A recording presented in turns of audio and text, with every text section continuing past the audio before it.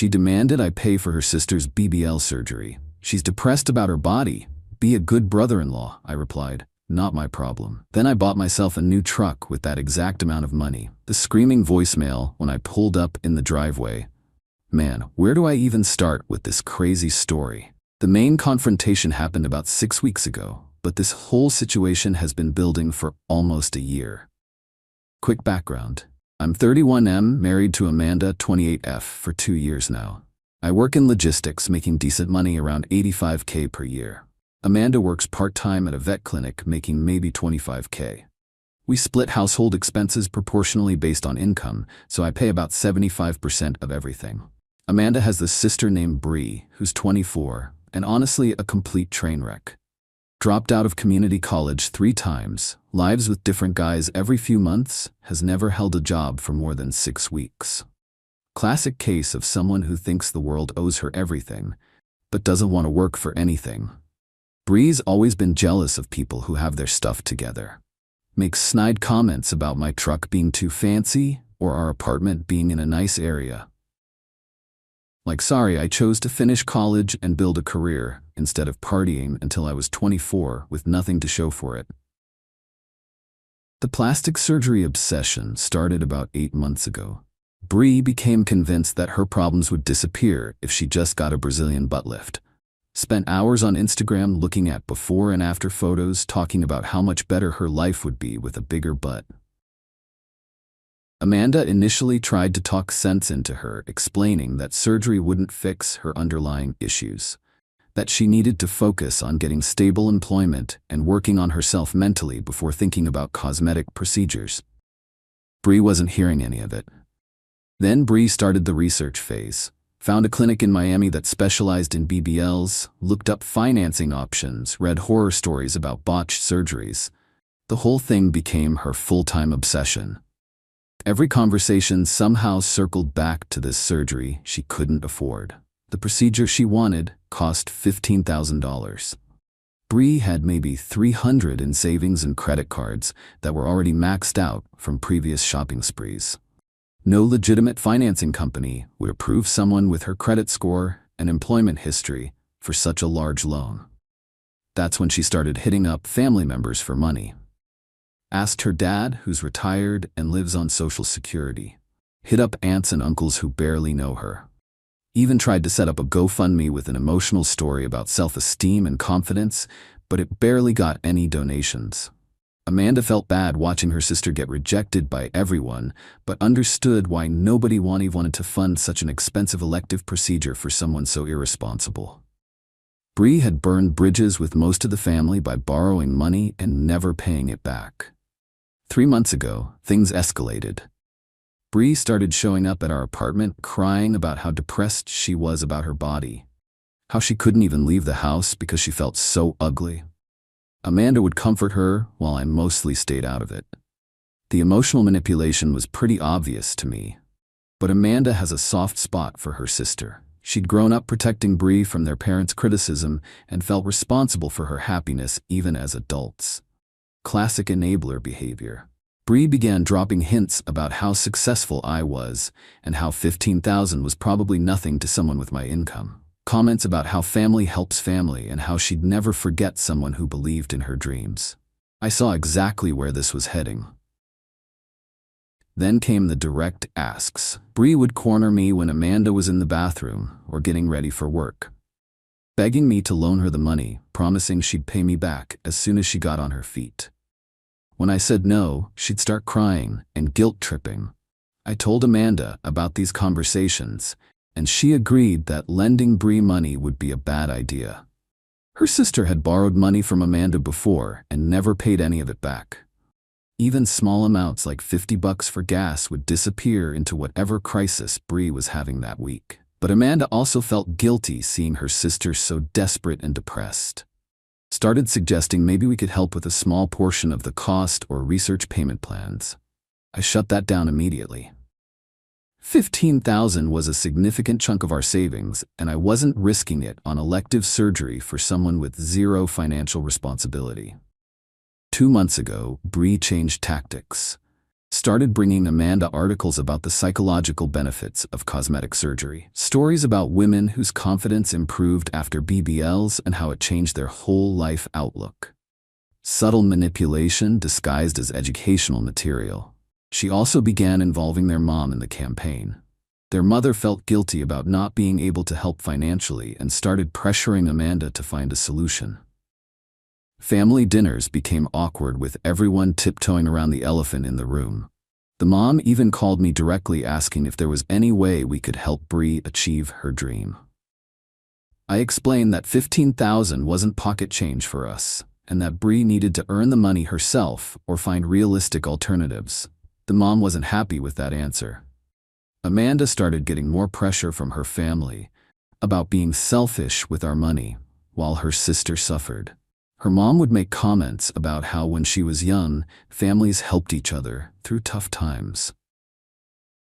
The guilt campaign was working on Amanda, even though she tried to resist it.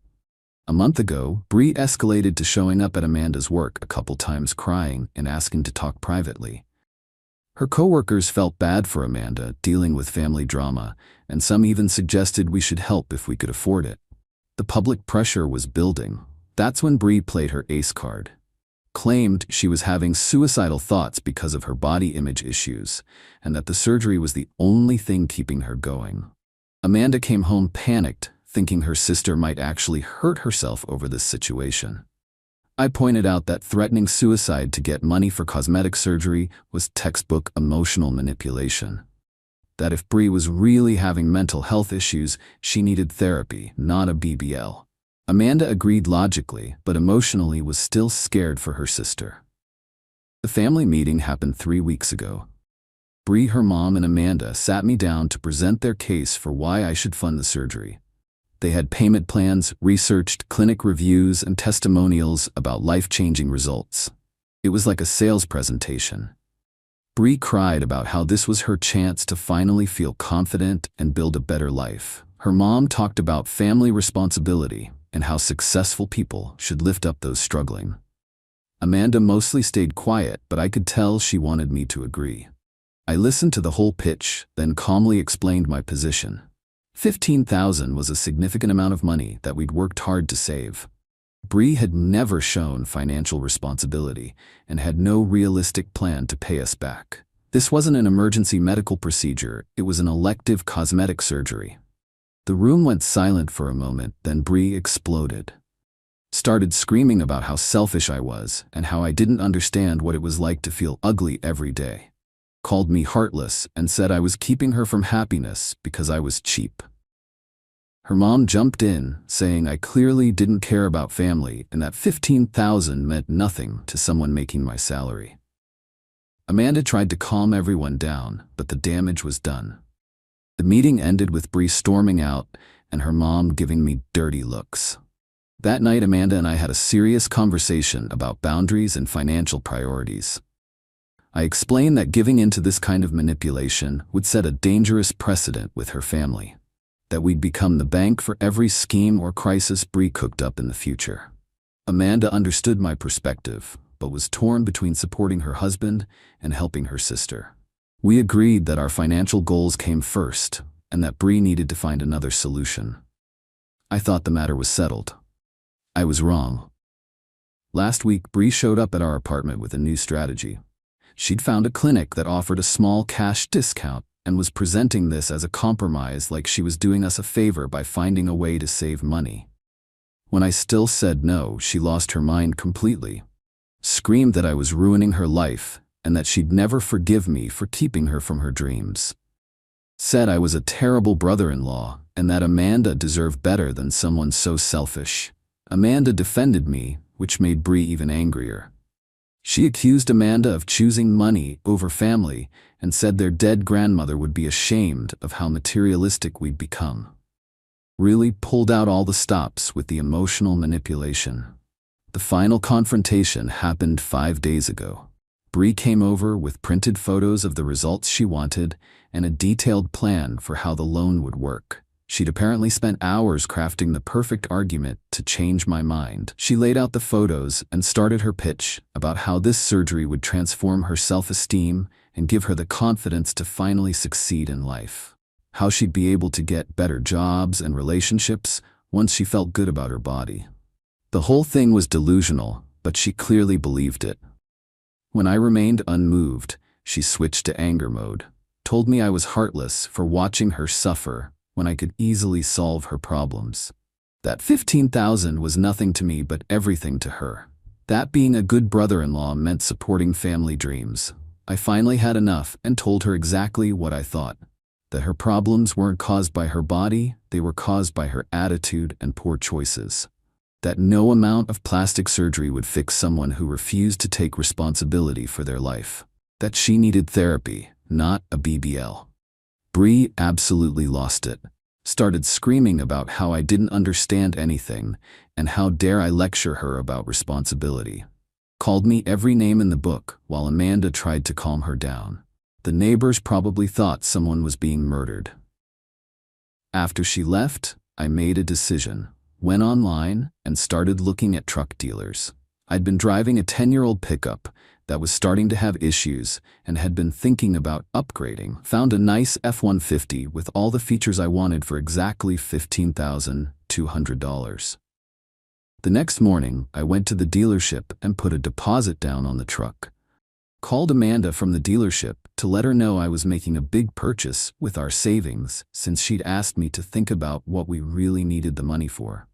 She was surprised but didn't object when I explained my reasoning. The truck is amazing. 4-wheel drive, leather seats, navigation system, backup camera, all the bells and whistles. Exactly what I wanted, and a practical purchase, since I need reliable transportation for work. Much better investment than funding someone else's cosmetic surgery. I drove the new truck home that evening and parked it in our usual spot. Amanda came outside to see the new vehicle and smiled when she saw the F-150 sitting in our driveway. Asked how the purchase went and if I was happy with the choice. When I told her the final price, she nodded thoughtfully. Asked if this was my way of making a point about the surgery money, and I confirmed that it was. Amanda said she understood and was actually relieved that we'd found a practical use for the savings. The next morning, my phone exploded with messages. Bree had apparently driven by and seen the truck, then called Amanda screaming about how I'd bought myself a toy instead of helping family. The guilt campaign was back in full force. The voicemail Bree left was absolutely unhinged.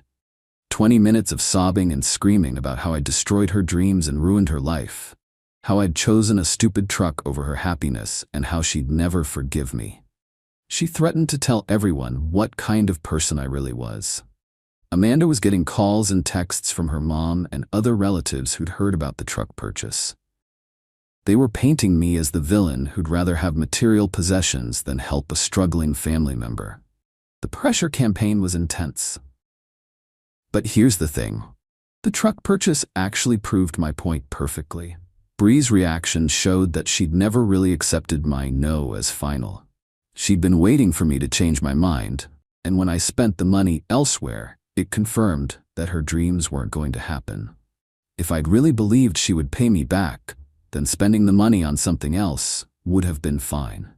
The fact that everyone was so upset proved they'd expected me to eventually cave and fund the surgery, regardless of my stated position. Amanda initially was a bit surprised that I'd made the purchase so quickly, but understood my reasoning.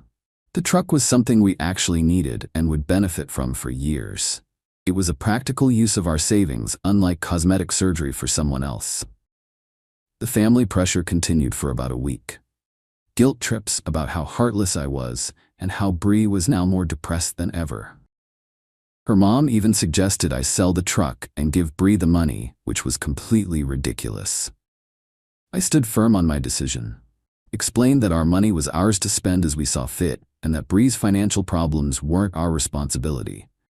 That she was an adult who needed to find her own solutions, instead of depending on relatives to fund her wants.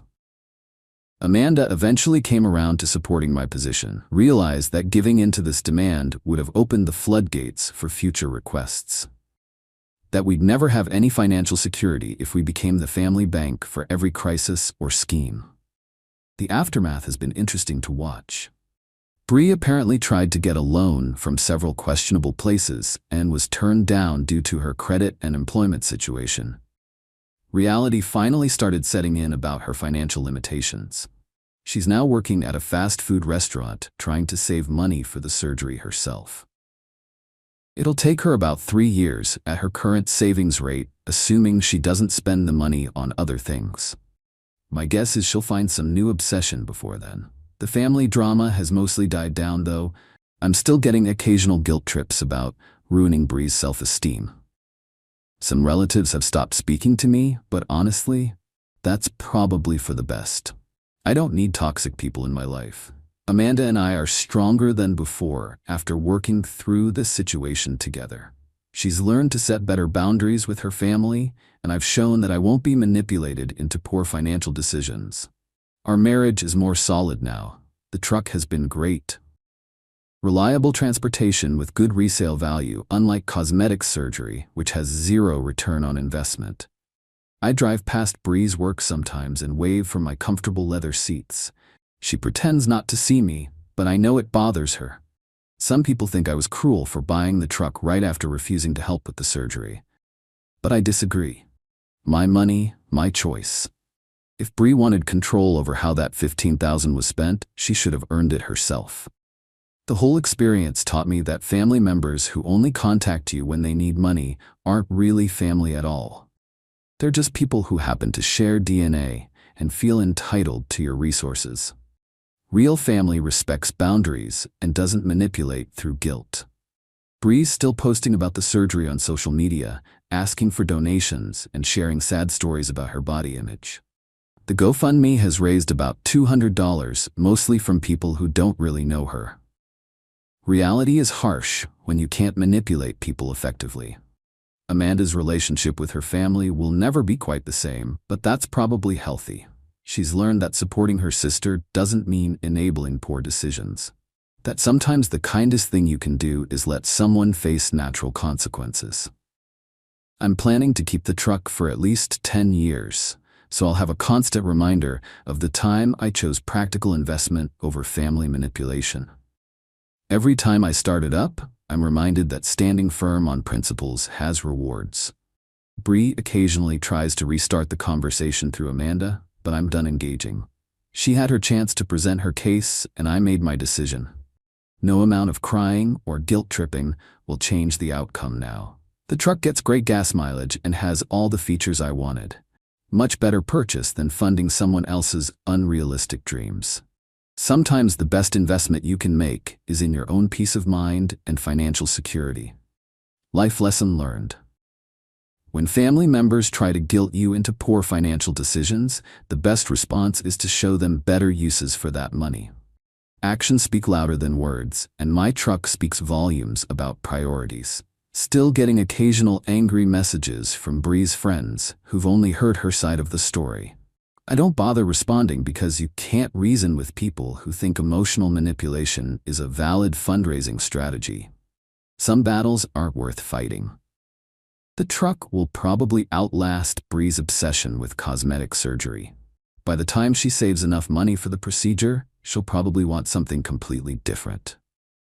That's how immature people operate, always chasing the next quick fix. Amanda jokes that she married the right person since I can't be manipulated into stupid financial decisions. Says she feels more secure knowing I'll protect our family's resources from outside pressure. Trust and respect matter more than temporary approval from toxic relatives. Best $15,000 I ever spent. Got reliable transportation and proved I won't be pushed around by guilt trips. Sometimes you have to make hard choices to maintain your principles and financial security.